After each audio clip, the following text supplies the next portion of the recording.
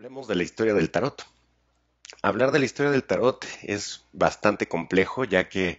no existen elementos fehacientes para saber cuál es el verdadero origen del tarot, de dónde surge el tarot. Existen muy diversas teorías, unas un tanto, a mi parecer, fantasiosas, como de que provienen de la Atlántida, que eran unas láminas que tenían allá. Otras versiones hablan de la procedencia de Egipto, y que también hablaban de que toda la simbología del tarot está basada con ciertas dioses o deidades egipcias. Eh, Otras teorías un poquito más locas hablan de que vienen o los trajeron los extraterrestres, vamos. En realidad se dicen muchas cosas y eso es algo como fascinante del tarot, ya que en realidad cada quien le ha puesto como el significado, y a través de la historia pues, los estudiosos lo han llevado a lo que ellos creen que sería lo más como apegado a la realidad del origen del tarot. En realidad no se sabe, no se ha encontrado aún registro de un tarot primigenio. Hay, digamos, indicios que nos dicen por dónde puede ir la cosa. Sin embargo, no se sabe a ciencia cierta de dónde proviene. Eh, si nos vamos a los hechos, a la evidencia, es en el siglo XV donde aparecen las primeras cartas del tarot, eh, prácticamente o principalmente en Italia. En Italia eh, ya se hablaba de ciertos juegos de azar con ciertos naipes desde la India, China, en los países árabes. Se sabe que se utilizaban cartas para el juego, para juegos de azar y también para la adivinación. Sin embargo, es en Italia, en el siglo XV, donde aparece por primera vez un tarot que se conserva hasta el día de hoy con la estructura actual del tarot, que son 22 arcanos mayores o 22 cartas, digamos, como separadas del resto de las otras 56 que, que se enumeran del 1 al 10 más las figuras de la corte. Eso lo voy a explicar más a fondo posteriormente en el curso. Pero entonces volvamos al punto donde en Italia se llama, ese tarot que el registro histórico es el primero, es el Visconti Forza, que fue hecho para la familia Visconti,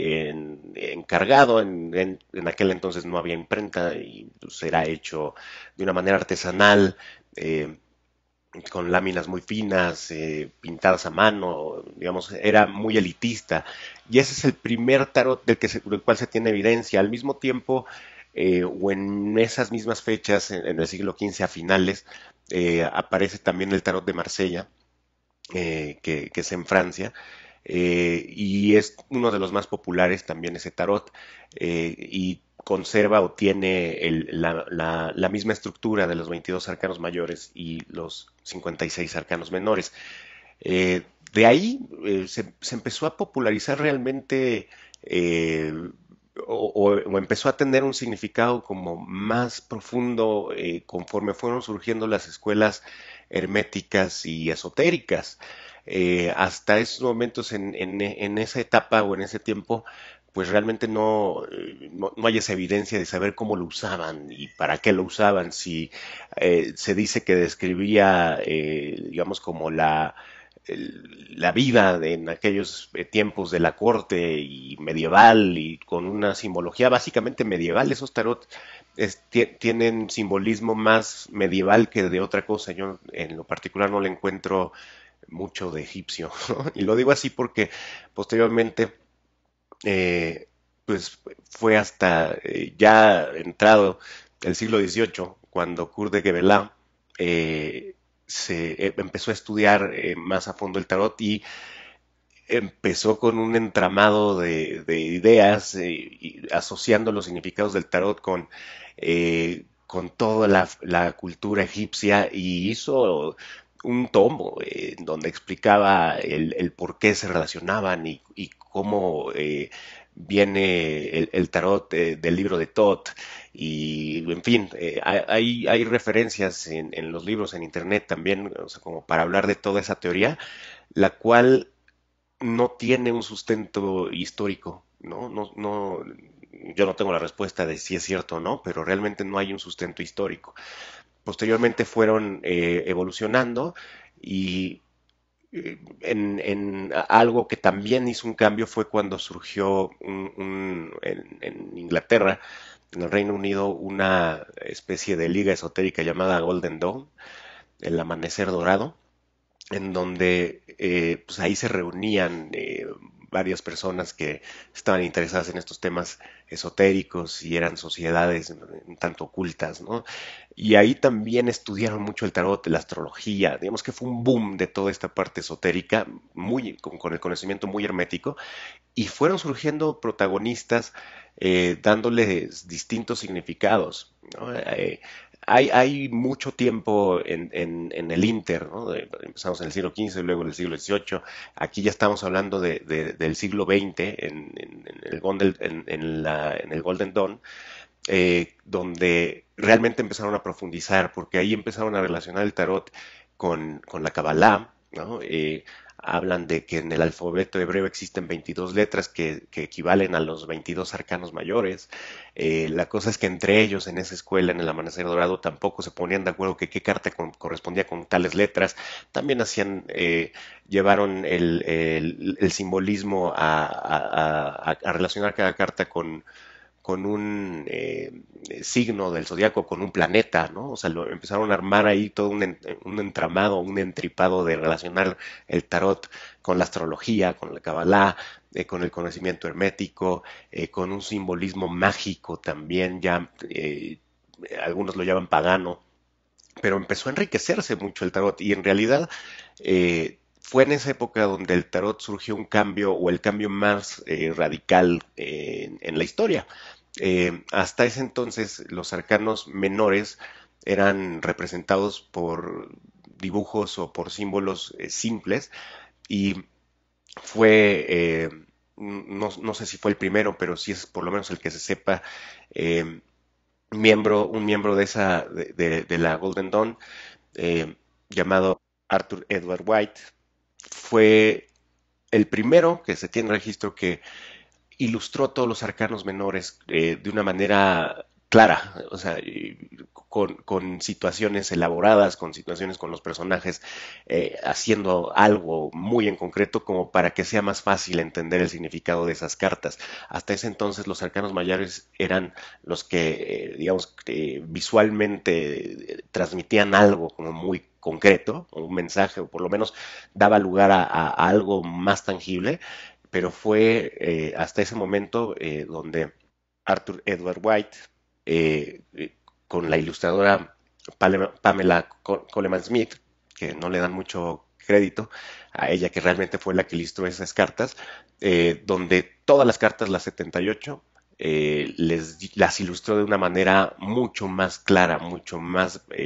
explícita, digamos, cada una de las cartas ilustradas de una manera más clara. Ese tarot es el Rider White, se le conoce, es el que actualmente es el más popular, por lo menos en América. Eh, en Europa parece ser que sigue siendo muy popular el tarot de Marsella, y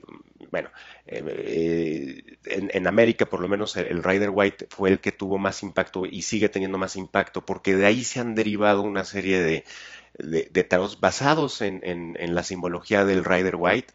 que han evolucionado al tarot de las sirenas, de los unicornios, de los gatos, el tarot del diablo, si quieren. O sea, hay cientos o miles de tarots en la actualidad.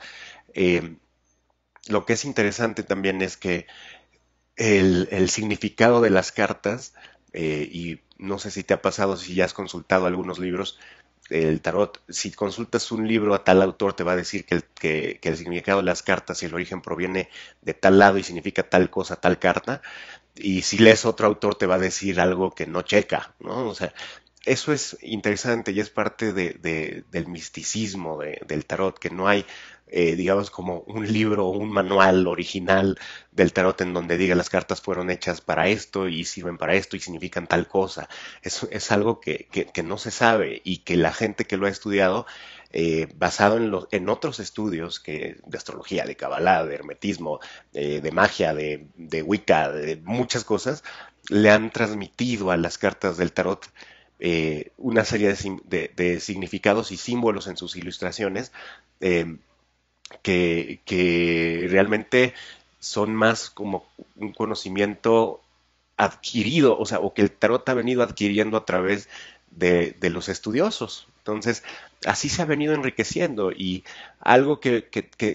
subsiste en el tiempo durante tantos años es normal que tenga estos sincretismos y que se vaya nutriendo y se vaya enriqueciendo. Y esto es un parteaguas importante porque eh, la historia del tarot es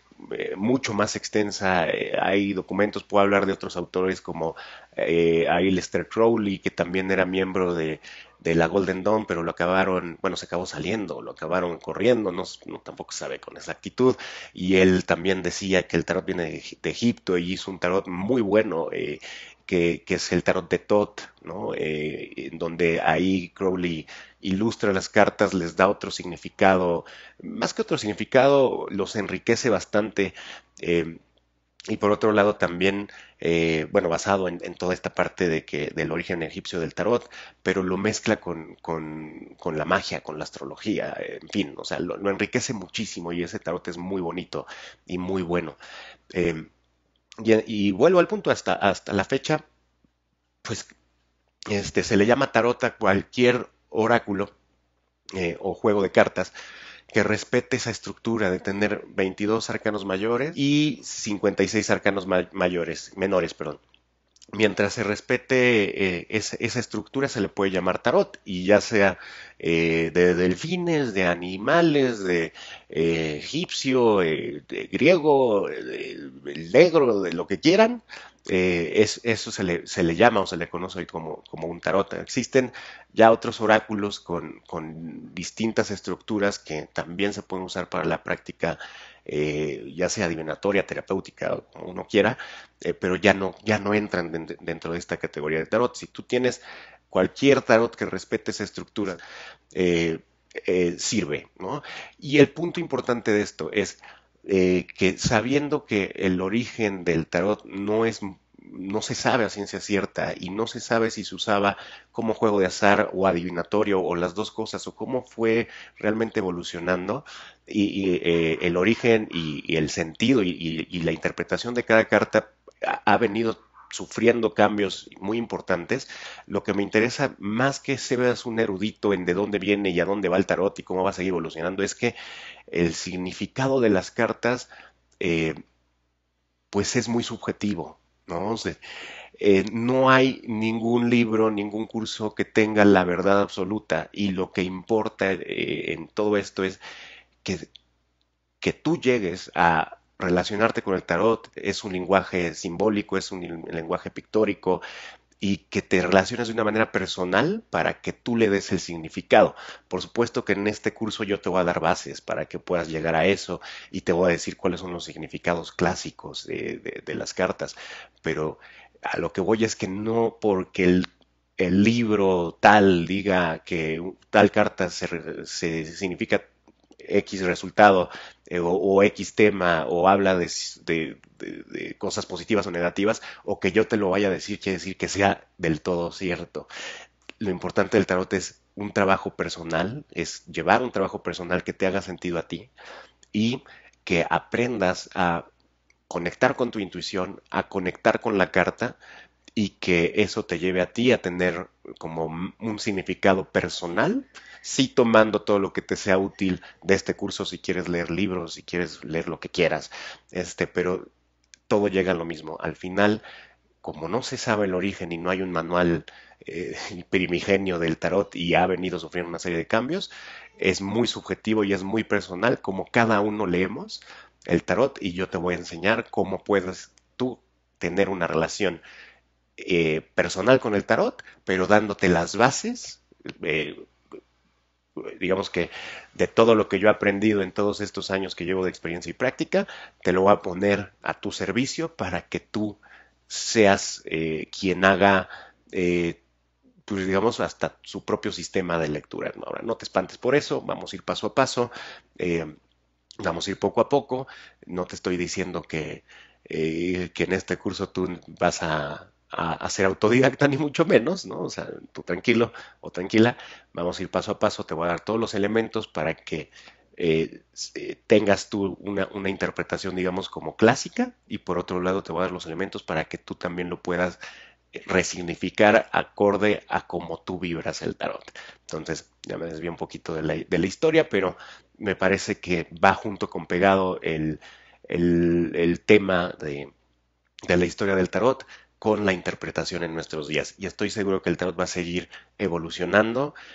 cambiando, va a haber autores y maestros que van a seguir haciendo sus cartas, digamos, con diferentes significados, diferentes diseños, y eso es algo que le sigue dando esta magia al tarot y este encanto que tiene. Y bueno, pues hasta ahí dejamos esta parte para no rebuscarlo demasiado. Esta sería una reseña del tarot y vamos a seguir adelante con otro tema.